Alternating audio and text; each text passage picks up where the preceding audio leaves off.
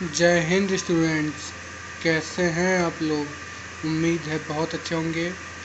हम लोग आज के वीडियो लेक्चर में पढ़ेंगे ईस्टर्न कोस्टल प्लेन्स के बारे में। हम पढ़ेंगे आज ईस्टर्न कोस्टल प्लेन्स के बारे में पढ़ेंगे। हमारा चैप्टर है the coastal plains and islands.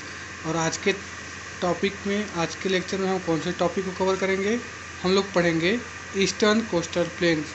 तो देखिए, eastern coastal plains is divided into two parts.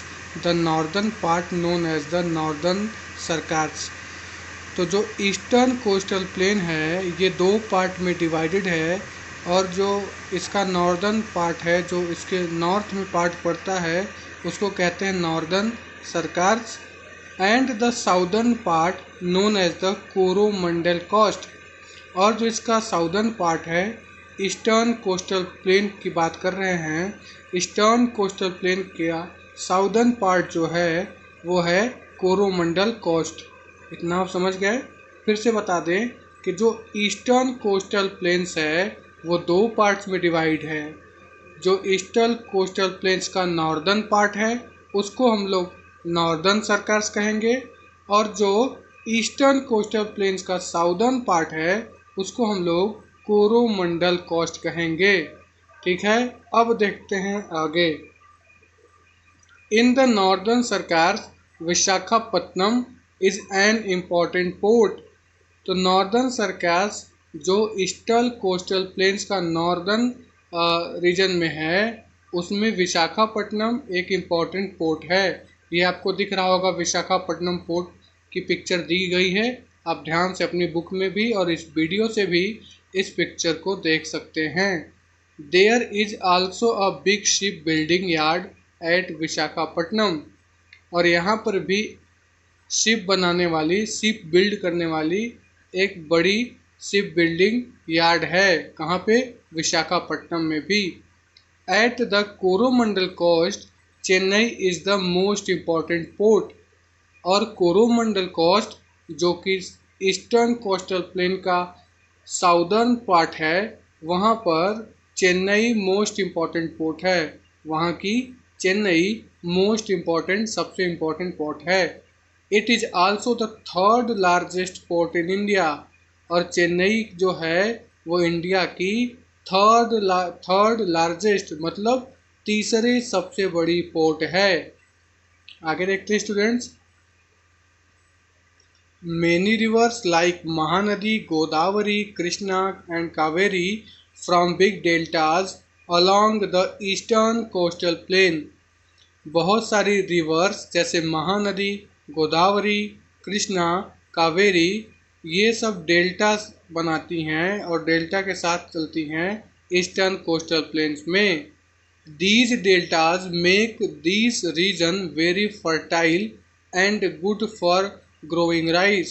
और ये जो डेल्टाज होते हैं ये सब क्या करते हैं कि इस पूरे रीजन को वेरी फर्टाइल, बहुत ही फर्टाइल बनाते हैं, और राइस के खेती के लिए, राइस के एग्रीकल्चर के लिए एक अच्छी सॉइल को प्रिपेयर कर देते हैं। एक अच्छी सॉइल जो कि एक अच्छी फर्टिलिटी के साथ बनती है उसको प्रिपेयर कर देते हैं। Hence they are known as the rice balls of India. इसीलिए इनको राइस बॉल्स भी इंडिया का कहा जाता है। ठीक है, इतना आप समझ गए। अब आइए आगे देखते हैं। The coastal plains are of great importance. The coastal plains are of great importance as many ports are found here. जो कोस्टल प्लेन्स है ये बहुत इम्पोर्टेंस रखता है। क्यों इम्पोर्टेंस है इसकी? क्योंकि यहाँ पे बहुत सारे पोर्ट्स पाए जाते हैं। Which are important trade center, जो कि ट्रेड का सेंटर भी हैं, मतलब व्यापार करने के एक केंद्र हैं। वहाँ से जो ट्रेड होता है, ट्रेड का मतलब व्यापार हिंदी में होता है, ट्रेड के वो सारे सेंटर होते हैं। वहाँ से दूसरे देशों में, दूसरे कंट्रियों में या दूसरे इलाकों में भेजा जाता है। जो ट्रेडिंग गुड्स होते हैं, व्यापारिक वस्तुएं होती हैं, और दूसरे इलाकों से ट्रेडिंग गुड्स वहीं पोर्ट के ही जरिए वापस से इंपोर्ट होते हैं। इसीलिए कहा जाता है कि जो पोर्ट्स होते हैं वो सब बहुत इम्पोर्टेंट होते हैं ट्रेडिंग के दृष्टिकोण से। ठीक है, अब आगे देखते हैं। Also fishing is the major occupation of the people and export of fish earns a good amount of money from other countries. और यहाँ के जो लोग होते हैं, जो पोर्ट के आसपास रहने वाले लोग होते हैं, उन लोगों का फिशिंग एक मेजर ऑक्यूपेशन होता है। हम बार बार आपको बता चुके हैं कि ऑक्यूपेशन का मतलब होता है जब हम कोई काम मनी अर्न करने के लिए करते हैं तो वो हमारा ऑक्यूपेशन कहा जाता है। और फिशिंग भी क्या है, एक पैसा कमाने वाला किया जाने वाला काम है, मनी अर्न करने के लिए किया जाने वाला काम है, इसलिए ये एक ऑक्यूपेशन है। और पोर्ट के आसपास रहने वाले लोगों का ये मेन ऑक्यूपेशन है। और यहाँ से फिशिंग करके मछलियाँ पकड़ के भारत से दूसरे देशों में भी मछलियाँ बेची जाती हैं, जिस वजह से यहाँ के लोगों को अच्छी खासी यहाँ के लोगों की इनकम हो जाती है।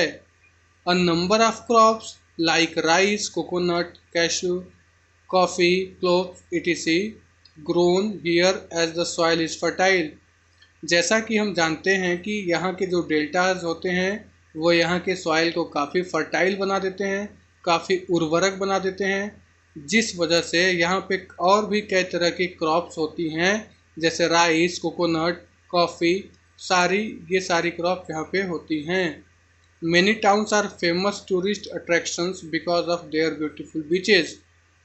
अब ये किनारे हैं, समुद्र के किनारे पे बसे हुए इलाके जो हैं, जो बीचेज हैं, ये बहुत ही क्या इम्पोर्टेंट और ब्यूटीफुल टूरिस्ट प्लेसेस हो जाते हैं। मतलब देश के कोने कोने से और विदेशों से भी सैलानी यहाँ के बीचेस पर घूमने के लिए आते हैं। तो इस वीडियो लेक्चर में हम इतना ही पढ़ेंगे और आगे आने वाले वीडियो लेक्चर में हम द आइलैंड्स के बारे में पढ़ाई करेंगे। तब तक के लिए thank you for watching this video.